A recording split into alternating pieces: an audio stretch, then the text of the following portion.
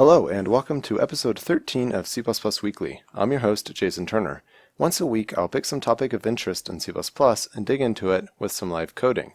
In this episode, I'm going to discuss the Fibonacci numbers.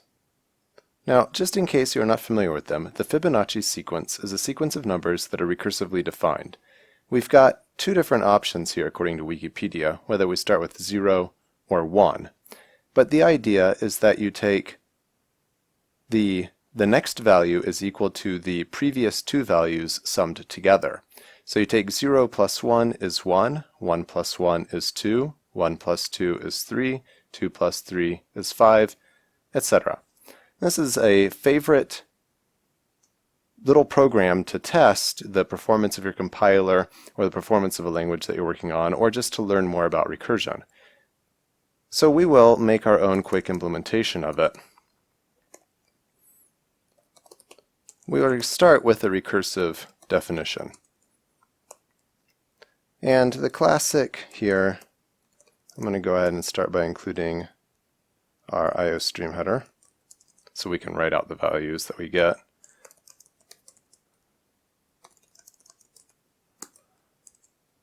So if I equals 0, return 0. If I equals 1, return 1, else we want to return fib of I minus 1 plus fib of I minus 2, and we can very straightforwardly just output any value we want to. So the 10th number in the sequence, like this. And we're going to compile today using GCC version 5.2.1. We're going to put it in C++ 14 mode because we will need that later. We don't want to forget it. And enable all of our optimizations. And compile. And we execute, we get the value 55. Let's see. The 1, 2, 3, 4, 5, 6, 7, 9, 10. So the 10th number, not the 0th, if you will, the 10th one is 55. And then we see that we've got 89, 144, etc. So this seems to be working. Now let's see what happens if we amp it up a little bit. We want the 20th number in the sequence. That comes back pretty quick.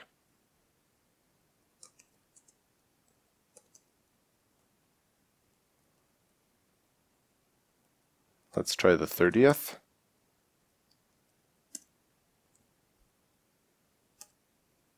Pretty quick again. The goal here, what we're trying to do, is just see when do we start to slow down this version. So that came back, that wasn't too bad. We're starting to see some things here. That took 0.6 seconds.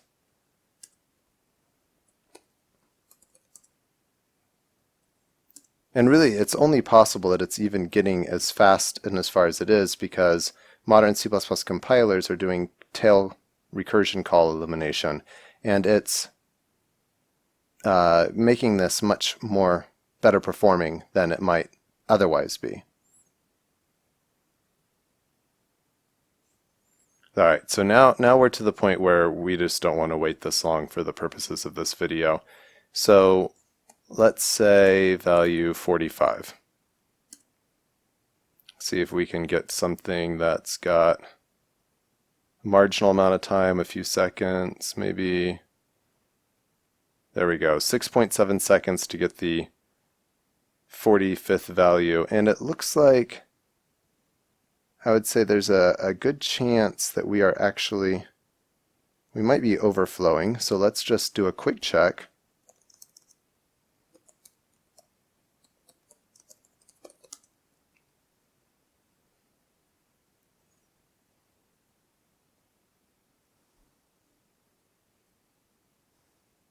Alright, so we want to double check the 45th number in the sequence.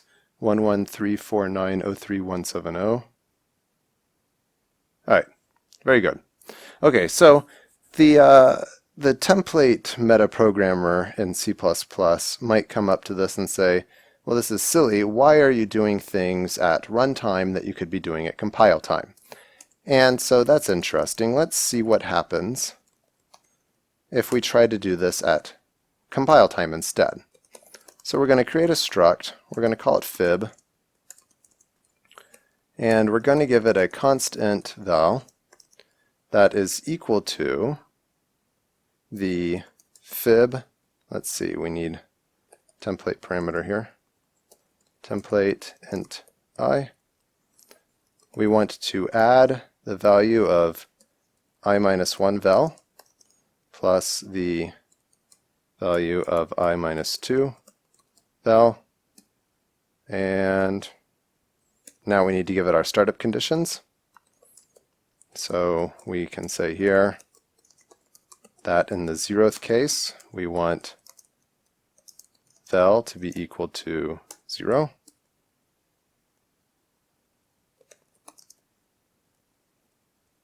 Can't forget our static or our semicolons. And in the 1th case,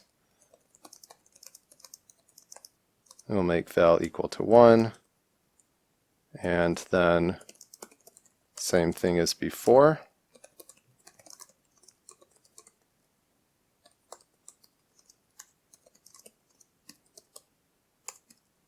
Now we're outputting the 45th value. Alright, I think that all looks correct. And this is a pretty straightforward recursive template definition with some specializations for a couple of values.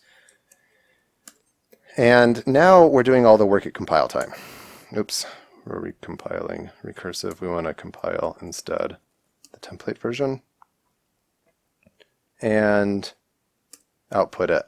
And it gets back the exact same result in approximately 0 seconds of execution time. So let's be a little fair here. Let's look at what we've got going on. So the thing we just compiled is 9K, and it took 0.6 seconds to compile using 54 megs of RAM. Not too bad. And if we compare this to the recursive version,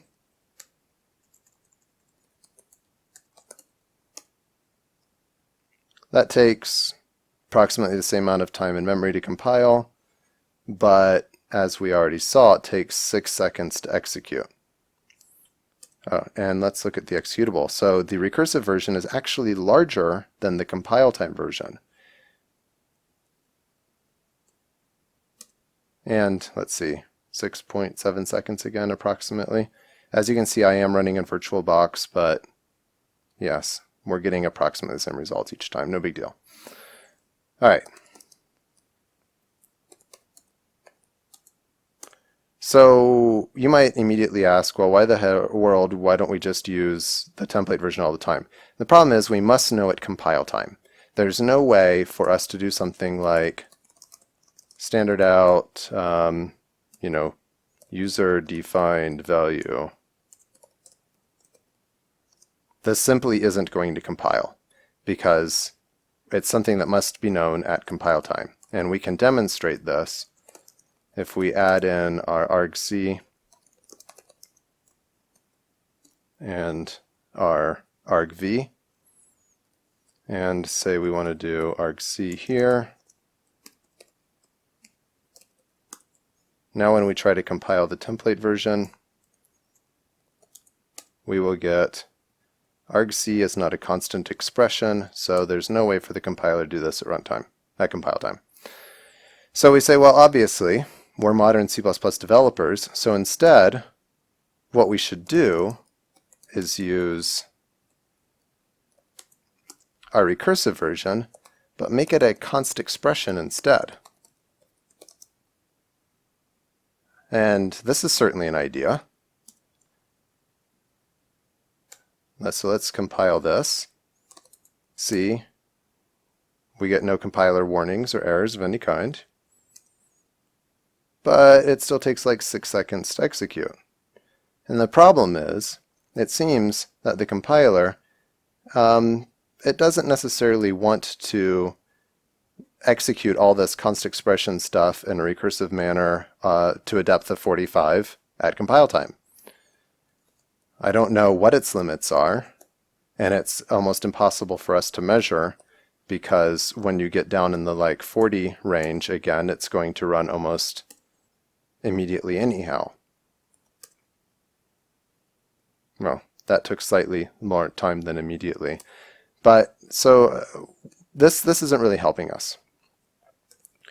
So the template metaprogrammer in us might come back and say, well, obviously, what you need to do is generate the reasonable set of Fibonacci sequences at compile time, then execute them at runtime. So let's see what the reasonable set is. Let's try 50 here. And we see that the compiler is actually giving us a warning saying that we have overflowed our integer expression at compile time. So it's telling us that this value for 50 is now too big and it will not fit in an integer. We know that 45 will fit. Let's find out where we can get. 47 is too big. Is 45 the magic number? Is that where we are? Nope, 46. All right. So how do we go about generating the set of all the Fibonacci sequence numbers from 0 through 46 at compile time, and then accessing it at runtime? And it's not that difficult. C++ 14 gives us some niceties that help us out here. So we want to create our const expr Fibonacci function call, and it needs to, well, it needs to generate this set of numbers at compile time.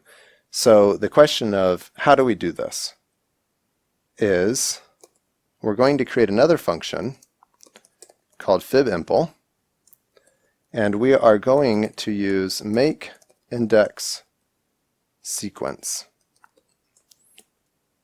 And we're going to pass it 46. So this should, let's double check.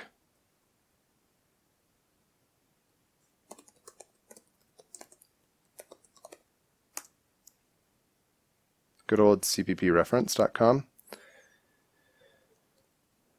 So if we do make index sequence of 46, it's going to create us an integer sequence of type size t of the values 0 through 45. So what we actually want is then 47, because we want the values 0 through 46. We're going to call this and pass it to our impl. Now what does our impl need to look like? First, we know that it's going to take an integer sequence. Is the correct type? Yes, std integer sequence, like this. And it's going to take the index that we want back. And in here, what we're going to do is create a variadic template parameter pack that is a set of all size t values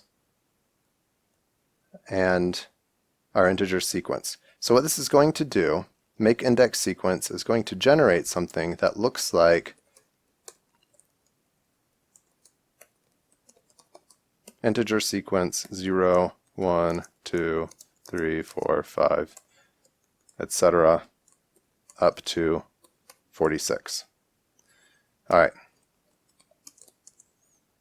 So now that we have that, what we want to do is to create an array for ourselves of integers that is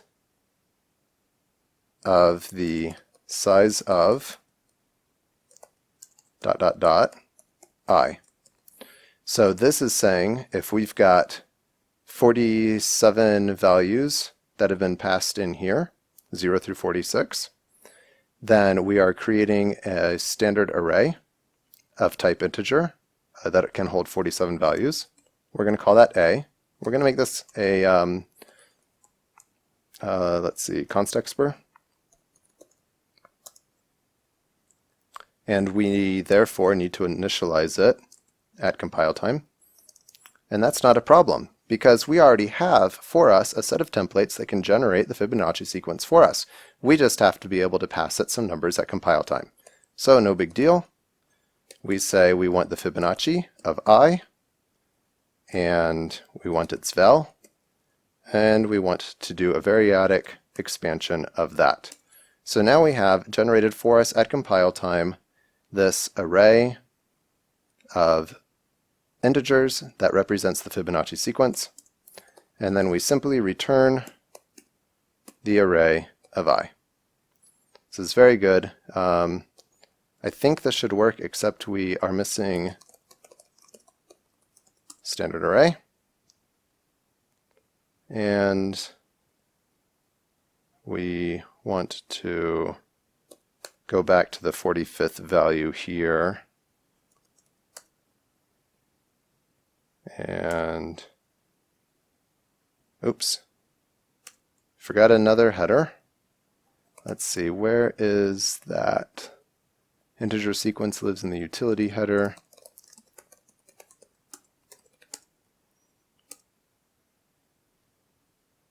And template argument 1 is invalid, expected.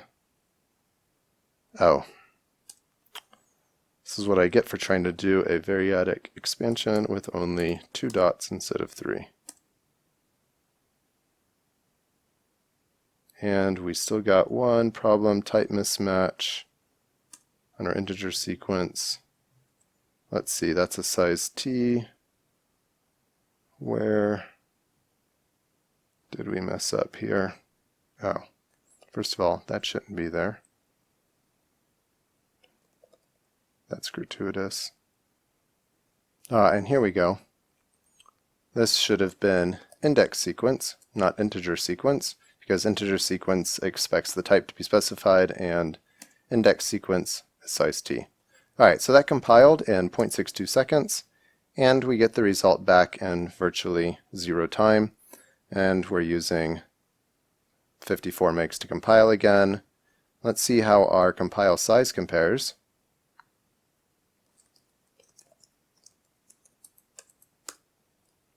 And still about 9K. So I'd say that's a win-win-win. But what we have here is an awfully complicated solution for trying to get back a Fibonacci number, when really maybe we should step back and say, is there something better? And the answer would be a fully qualified yes. What we have is that someone much smarter than us a long time ago, that is Binet, developed, well, actually Binet developed it on his own, but it was known 100 years before him, but the formula is known for him. So in the 1800s, now we're talking over 200 years ago, and 100 years before that, it was known that the Fibonacci sequence can actually be represented in closed form using this formula. 1 plus the square root of 5 to the power of n minus 1 minus the square root of 5 to the power of n divided by 2 to the power of n times the square root of 5. So we have a way of generating in linear time the Fibonacci sequence for any value that we want. And here we are implementing all these crazy things to get something faster.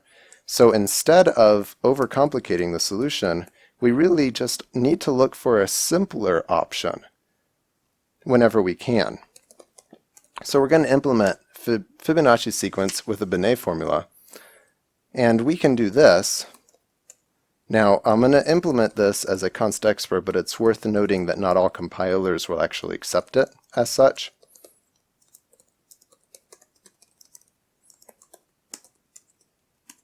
So we want cmath, and we need iostream. And so if I equals 0, return 0, that's the knowns. And then we want to return a static cast to integer, because if you'll note, this actually generates a floating point value, and it needs to be truncated to an integer to get the proper value. So I already have this written down for myself. This is the power of 1 plus the square root. Actually, let's do this.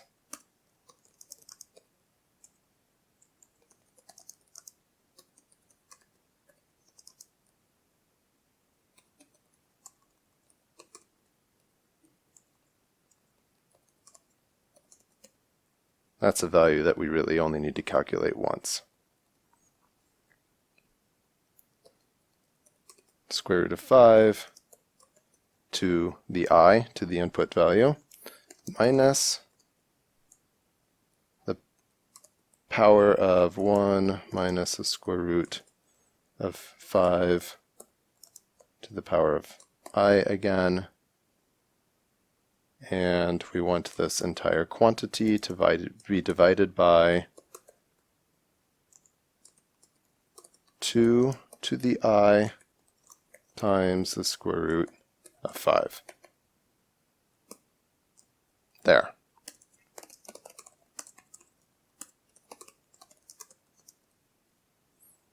That is fib of 45.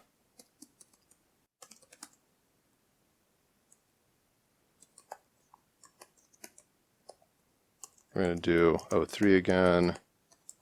We need C++ 14 using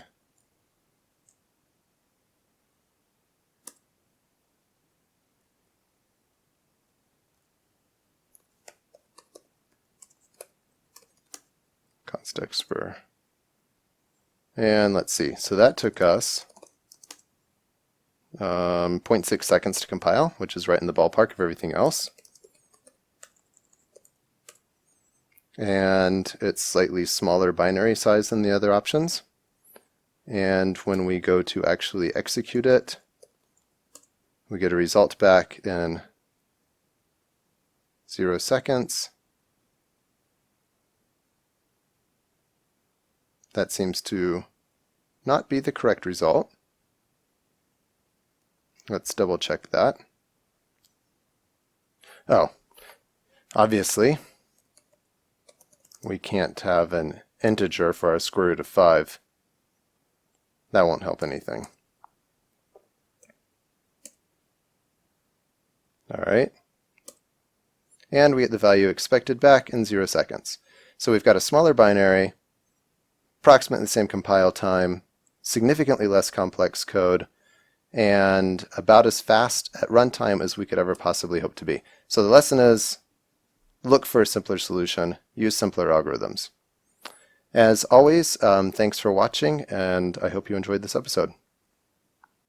Be sure to subscribe, follow me on Twitter, and check out any of the links below.